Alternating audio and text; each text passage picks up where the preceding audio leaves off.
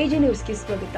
ನಾನು ರಾಮನ ಭಕ್ತಳು. ನಮ್ಮ ಸಂಸ್ಕೃತಿ ಬಿಟ್ಟುಕೊಡದೆ ಅಭಿವೃದ್ಧಿ ಜೊತೆಗೆ ಲೋಕಸಭಾ ಚುನಾವಣೆಯಲ್ಲಿ ಪ್ರಚಾರ ಮಾಡ್ತೀನಿ ಅಂತ ಮಹಿಳಾ ಮತ್ತು ಮಕ್ಕಳ ಕಲ್ಯಾಣ ಇಲಾಖೆ ಸಚಿವೆ ಲಕ್ಷ್ಮೀ ಹೆಬ್ಬಾಳ್ಕರ್ ಹೇಳಿದ್ದಾರೆ. ಬಿಜೆಪಿಯವರು ರಾಮ ಮಂದಿರದ ಅಜೆಂಡಾ ತೆಗೆದುಕೊಂಡು ಚುನಾವಣೆ ಮಾಡಿದ್ರೆ ನಾನು ಕೂಡ ರಾಮನ ಭಕ್ತಳು. ನಾನು ಅಯೋಧ್ಯೆಯಲ್ಲಿ ರಾಮ ಮಂದಿರ ನಿರ್ಮಾಣಕ್ಕೆ ದೇಣಿಗೆ ನೀಡಿದ್ದೇನೆ. ಚಿಕ್ಕೋಡಿ ಲೋಕಸಭಾ ಕ್ಷೇತ್ರಕ್ಕೆ ನಾನು ಬೆಳಗಾವಿಗೆ ಸತೀಶ್ ಜಾರಕಿಹೊಳಿ ಉಸ್ತುವಾರಿ ಇದ್ದಾರೆ. ಸಮನ್ವಯತೆಯಿಂದ ಎರಡೂ ಕಡೆ ಪ್ರಚಾರ ಮಾಡ್ತೀವಿ ಎಂದರು. ಶಂಭು ಕಲ್ಲೋಳ್ಕರ್ ನಿವೃತ್ತ ಐಎಎಸ್ ಅಧಿಕಾರಿ ಕಳೆದ ವಿಧಾನಸಭಾ ಚುನಾವಣೆಯಲ್ಲಿ ಟಿಕೆಟ್ ಆಕಾಂಕ್ಷಿಯಾಗಿದ್ರು. ಟಿಕೆಟ್ ಸಿಗದ ಹಿನ್ನೆಲೆ ಅಸಮಾಧಾನ ಆಗಿದ್ದಾರೆ. ನಾನು ಅವರ ಜೊತೆ ಮಾತನಾಡ್ತೀನಿ. ಕಾಂಗ್ರೆಸ್ ಪರ ಪ್ರಚಾರ ಮಾಡಲು ಮನವಿ ಮಾಡ್ತೀನಿ ಎಂದರು. ಕಾಂಗ್ರೆಸ್ಗೆ ಏನ್ ಅನುಕೂಲ ಆಗುತ್ತೆ ನೋಡಿಕೊಂಡಿದ್ದೇವೆ. ಭರವಸೆ ಇಟ್ಟು ಕಾಂಗ್ರೆಸ್ ಟಿಕೆಟ್ ನನ್ನ ಮಗನಿಗೆ ಕೊಟ್ಟಿದ್ದಾರೆ. ಕೆಲಸ ಮಾಡಿ ನನ್ನ ಪುತ್ರನ ಗೆಲುವಿಗೆ ಶ್ರಮಿಸ್ತೀನಿ. ದೇಶ ಯಂಗ್ ನೇಷನ್ ಅಂತ ಹೇಳ್ತಾರೆ. ಮಹಿಳೆಯರು ಯುವಕರಿಗೆ ಪಕ್ಷ ಹೆಚ್ಚಿನ ಆದ್ಯತೆ ನೀಡಿದೆ. ಸಕಾರಾತ್ಮಕ ವಿಚಾರದೊಂದಿಗೆ ಚುನಾವಣೆಗೆ ಹೋಗ್ತೀನಿ. ತಂತ್ರ ಕುತಂತ್ರ ಚುನಾವಣೆಯಲ್ಲಿ ಸರ್ವೇ ಸಾಮಾನ್ಯ. ಇದು ನನ್ನ ಕುಟುಂಬದ 6ನೇ ಚುನಾವಣೆ. ಸಹಜವಾಗಿ ಮಗ ತಮ್ಮನ ಚುನಾವಣೆಯಲ್ಲಿ ಒತ್ತಡ ಇರುತ್ತೆ. ಎಲ್ಲರೂ ಕೂಡ ಸಹಕಾರ ಇದ್ರೆ ಒತ್ತಡ ಕಡಿಮೆ ಆಗುತ್ತೆ ಎಂದರು.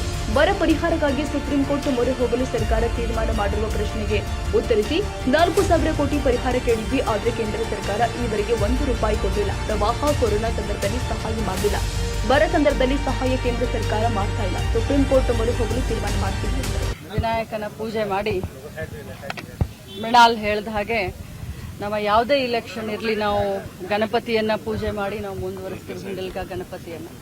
ಸೊ ಇವತ್ತು ಎಲ್ಲರ ಒಂದು ನಮ್ಮ ಗ್ರಾಮೀಣ ಕ್ಷೇತ್ರದ ಎಲ್ಲ ಗುರು ಹಿರಿಯರ ಸಮ್ಮುಖದಲ್ಲಿ ಪೂಜೆಯನ್ನು ಮಾಡಿ ಇದು ಪ್ರಾರಂಭವನ್ನು ಮಾಡ್ತೀವಿ. ಹೌದು, ಬೆಳಗಾವಿ ಜಿಲ್ಲೆಗೆ ಸತೀಶಣ್ಣ ಜಾರಕಿಹೊಳಿ ಅವರಿದ್ದಾರೆ. ಚಿಕ್ಕೋಡಿ ಪಾರ್ಲಿಮೆಂಟ್ಗೆ ನಾನಿದ್ದೀನಿ. ನಾವು ಅಲ್ಲಿ ನನ್ನ ಅವಶ್ಯಕತೆ ಇದ್ದಾಗ ನಾನು ಅಲ್ಲಿ ಹೋಗ್ತೀನಿ. ಇಲ್ಲಿ ಸತೀಶಣ್ಣ ಅವರ ಅವಶ್ಯಕತೆ ಇದ್ದಾಗ ಅವರು ಇಲ್ಲಿ ಬರ್ತಾರೆ. ಸೊ ಎರಡೂ ಕಡೆ ಬ್ಯಾಲೆನ್ಸ್ನ ಮಾಡಿ ನಾವು ಪ್ರಚಾರ ಮಾಡ್ತೀವಿ. ಚಿಕ್ಕೋಡಿಲಿ ಒಂದು ಮೀಟಿಂಗ್ ಮಾಡಿದ್ದಾರೆ. ಕಲ್ಲೋಳ್ಕರ್ ಅಂತ ಹೇಳಿ, ಶಂಭು ಕಲ್ಲೋಳ್ಕರ್. ಅಲ್ಲಿ ಸತೀಶ್ ಜಾರಕಿಹೊಳಿ ಕುಟುಂಬ ರಾಜಕಾರಣ ಆಗ್ತದೆ. ರಿಟೈರ್ಡ್ IAS ಆಫೀಸರು ಅವರು ನಮ್ಮ ಪಕ್ಷದ ಟಿಕೆಟನ್ನು ಕೇಳಿದರು. ಅವ್ರಿಗೆ ಸ್ವಲ್ಪ ಅಸಮಾಧಾನ ಇದೆ. ಸ್ವತಂತ್ರ ಅಭ್ಯರ್ಥಿಯಾಗಿ ಸ್ಪರ್ಧಿಸಿದ್ದಾರೆ. ನಾನು ಸ್ವಂತ ಅವ್ರ ಹತ್ರ ಮಾತಾಡ್ತೀನಿ ಮತ್ತು ನಮ್ಮ ಪಕ್ಷದ ಅಭ್ಯರ್ಥಿ ಪರವಾಗಿ ಅವ್ರಿಗೆ ಕೆಲಸ ಮಾಡುವಂತ ನಾನು ವಿನಂತಿಯನ್ನು ಕೂಡ ಮಾಡ್ತೀನಿ. ಮೇಡಮ್, ಈಗ ಬೆಳಗಾವಿಯಲ್ಲಿ 6 ಸತಿ ಸತತವಾಗಿ ಬಿಜೆಪಿಗೆ ಅಭ್ಯರ್ಥಿ ಅನೌನ್ಸ್ ಮಾಡೋಕೆ ಇದುವರೆಗೂ ಸಾಧ್ಯ ಆಗಿದೆ. ಅಂದರೆ ತಾವು ಪ್ರಚಾರ ಮಾಡ್ತಿದ್ರು ಇನ್ನೂ ಅಭ್ಯರ್ಥಿ ಕಾಂಗ್ರೆಸ್ಗೆ ಹೊರ ಆಗುತ್ತೆ.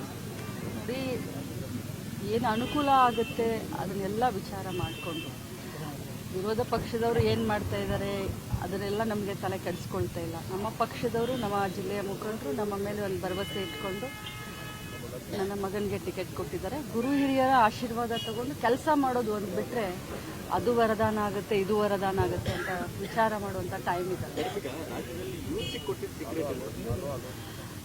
ಭಾರತ ದೇಶನೇ ಯಂಗ್ ನೇಷನ್ ಅಂತ ಹೇಳ್ತಾ ಇದ್ದೀವಿ. ಅಂಥದ್ರಲ್ಲಿ ನಮ್ಮ ಕಾಂಗ್ರೆಸ್ ಪಕ್ಷದವರು ಬರೀ ನಮ್ಮ ರಾಜ್ಯಾದ್ಯಂತ ಅಷ್ಟೇ ಅಲ್ಲ, ಇಡೀ ದೇಶಾದ್ಯಂತ ಸ್ವಲ್ಪ ಈ ಸಾರಿ ಯಂಗ್ಸ್ಟರ್ಸ್ಗೆ ಮತ್ತು ಮಹಿಳೆಯರಿಗೆ ಹೆಚ್ಚಿನ ಒತ್ತನ್ನು ಕೊಟ್ಟಿದ್ದಾರೆ. ಸೊ ಯುವ ಶಕ್ತಿ ಅನ್ನೋದು ಮೇಲೆ ಬರುತ್ತೆ ಅನ್ನುವಂಥ ಒಂದು ವಿಶ್ವಾಸ ನಮಗೆ.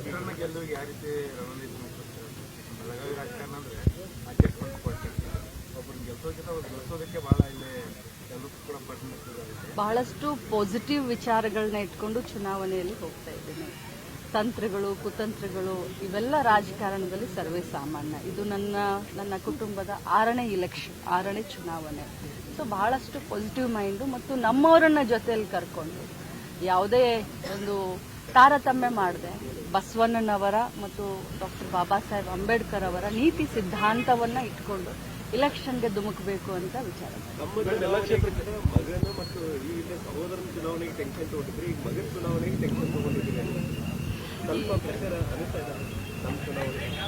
ನೋಡಿ, ಸಹಜವಾಗಿ ಯಾವುದೇ ಚುನಾವಣೆಯನ್ನು ನಾವು ಈಸಿಯಾಗಿ ತಗೊಳಕ್ಕೆ ಬರೋದಿಲ್ಲ. ಸೊ ಹೀಗಾಗಿ ತಮ್ಮನ ಚುನಾವಣೆ ಆಗಲಿ, ಮಗನ ಚುನಾವಣೆ ಆಗಲಿ ಸೇಮು. ಸೊ ಆ ಪ್ರೆಷರ್ ಅಂತೂ ಖಂಡಿತ ಇರುತ್ತೆ. ಆದರೆ ಎಲ್ಲರ ಒಂದು ಸಹಕಾರ ಇದ್ದಾಗ ಪ್ರೆಷರ್ ಕೂಡ ಸ್ವಲ್ಪ ಕಡಿಮೆ ಆಗುತ್ತೆ.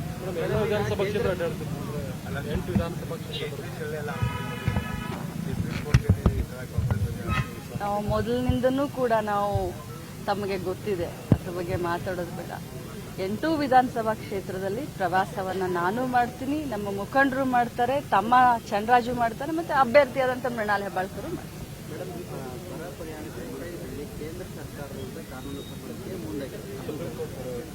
ಹೌದು, ನಾನು ಕೂಡ ನಿನ್ನೆ ಮಾಧ್ಯಮದಲ್ಲಿ ನೋಡಿದ್ದೀನಿ. ಯಾಕಂದರೆ 4,000 ಚಿಲ್ಲರೆ ಕೋಟಿಯನ್ನು ನಾವು ಬರ ಪರಿಹಾರಕ್ಕೆ ಕೇಳಿದ್ವಿ.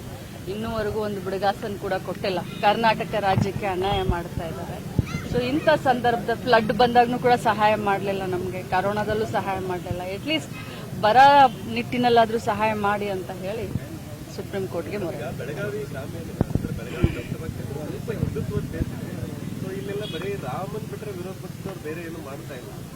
ನಾವು ನಮಗೊಂದು ಚಾಲೆಂಜಿಂಗ್ ಅನಿಸ್ತಾ ಇದೆ. ಯಾಕೆ, ನಾನು ರಾಮನ ಭಕ್ತಳಲ್ವಾ? ನಾನು ಕೂಡ ರಾಮನ ಭಕ್ತಳು. ನಮ್ಮ ಮನೆಯಲ್ಲೂ ಕೂಡ ನಾವು ಭಾಳಷ್ಟು ನಮ್ಮ ಸಂಸ್ಕೃತಿನೇ ಅದು. ಸಂಸ್ಕೃತಿಯನ್ನು ಬಿಟ್ಕೊಡ್ಲಿಕ್ಕೆ ಸಾಧ್ಯ ಇಲ್ಲ. ನಾನು ಬರೀ ಅಭಿವೃದ್ಧಿ ಪರವಾದಂಥ ಇಲೆಕ್ಷನ್ನ ಮಾಡ್ತೀನಿ. ಅಭಿವೃದ್ಧಿಗೆ ಕೊಟ್ಟ ಮಾತಿಗೆ ತಪ್ಪದಂಥ ಒಂದು ಕಾರ್ಯಪ್ರವೃತ್ತಿಯನ್ನು ಇಟ್ಕೊಂಡಿದ್ದೀವಿ. ಅದನ್ನು ನೋಡಿ ಜನ ಮತ ಕೊಡಲಿ ಅಂತ ನಾನು ಕೇಳ್ತೀನಿ. ಹೌದು, ರಾಮ ಮಂದಿರ ಕಟ್ಟಲಿಕ್ಕೆ ಕೂಡ ನಾವು ದೇಣಿಗೆಯನ್ನು ಕೊಟ್ಟಿದ್ವಿ. ನಾವು ಯಾವುದೇ ಒಂದು ಭಾಷೆಗೆ, ಯಾವುದೇ ಒಂದು ಧರ್ಮಕ್ಕೆ, ಯಾವುದೇ ಒಂದು ಪೂಜಿಸುವ ದೇವರಿಗೆ ಎಲ್ಲರಿಗೂ ಮರ್ಯಾದೆಯನ್ನು ಕೊಡುವಂಥ. ಮೇಡಮ್, 6 ಜನ ಸಚಿವರ ಮಕ್ಕಳಿಗೆ ಟಿಕೆಟ್ ಬೇರೆಯವರು ಇರಲಿಲ್ವಾ ಅಂತೇಳಿ ಬಿಜೆಪಿ ಟ್ವಿಟರ್ ಮೂಲಕ ಆಕ್ರೋಶ.